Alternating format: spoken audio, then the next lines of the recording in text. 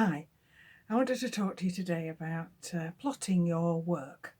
And one way to go about it is to actually think about it as a multi-stage process.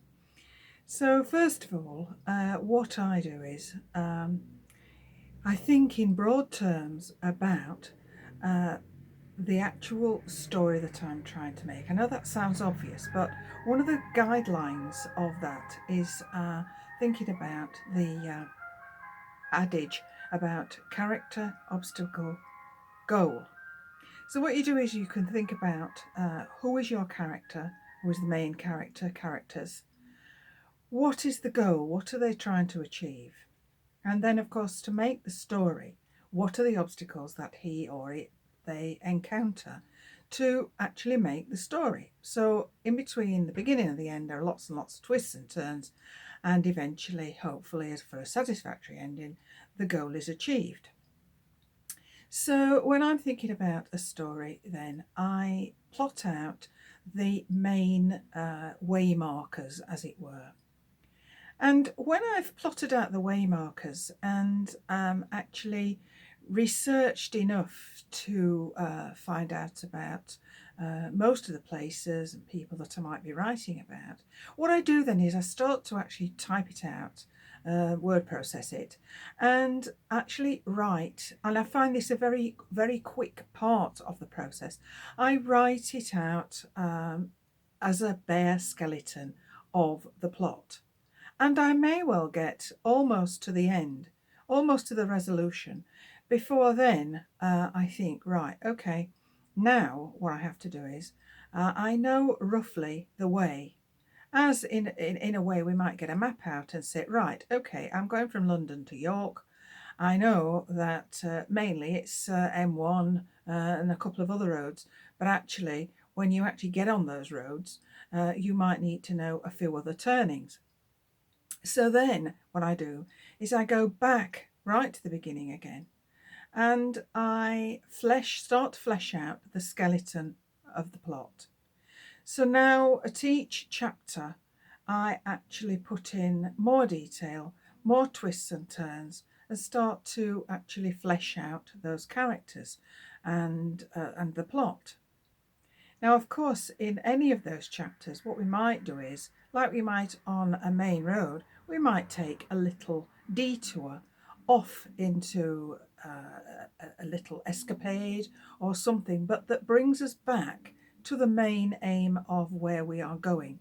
So it might be a little distraction, but it won't lead us too far away from where we're trying to get to in the end. And then eventually, I will get to a point where I perhaps need to tidy up now, then the ending. So I've got nearly to the end and feeling that, yes, I actually can resolve this and I do know how I'm going to end it. But then again, sometimes what I feel I need to do is go back over it again and actually work even more on it, to a point where uh, the resolution works itself out satisfactorily again. Now, having said that, I mean, I know I make it sound perhaps easy, but I've found that although you may know where you're generally going, what direction you're going in, you can actually only write these sections when you actually get to them in the story. You only really know what the characters are going to say or do when you actually get to that. And I have found quite a few times, that the characters themselves actually do have an influence on what I thought was going to happen and change it. It sounds ridiculous, really, if you haven't experienced it, but there are occasions when things have cropped up where characters have popped up and done things that I thought, well, where did that come from? I can't believe I thought of that, but it was the character sort of taking over, and that's what I enjoy about the writing, because things do happen that I didn't expect, which sounds clearly ridiculous when it's all in your own head in the first place. But nevertheless, things do happen that are a surprise and make the writing fascinating to me.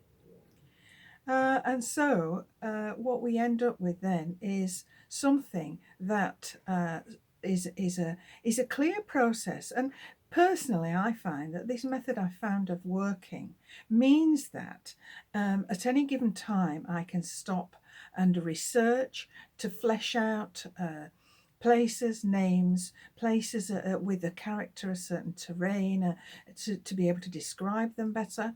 And what I found is that this prevents this thing that is talked about an awful lot, this blockage or not feeling that you can write anymore, is because the more we get familiar with the writing process and the more systematic, and I mean systematic as a system of writing, a regular time to write or a regular method of writing, it means that we can keep going.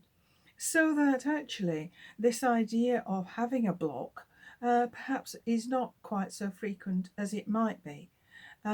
So I have found this method to be a very, very secure method to be able to plot work after work. And I've just finished my ninth story using the same basic main characters, but with lots of other people that we've met now, characters and animals and creatures and whatever, that we have met along the way, and making up quite a band, quite a cast of characters by now. But as I said, this way of plotting has helped me out enormously. So I would advise you then to think about this, go for the main points, then go back and flesh it out. Don't think that at any point it's set in stone, because at any point you can start researching more and more and become inspired by the characters themselves, but eventually get towards that satisfying ending that means that the goal is met. So I hope this helps some of you out there who are trying valiantly to write and produce creative writing in difficult times often. But I do find writing an escape from my everyday problems, and that's why I enjoy it. Part of every day, coming up here and actually thinking about something completely different.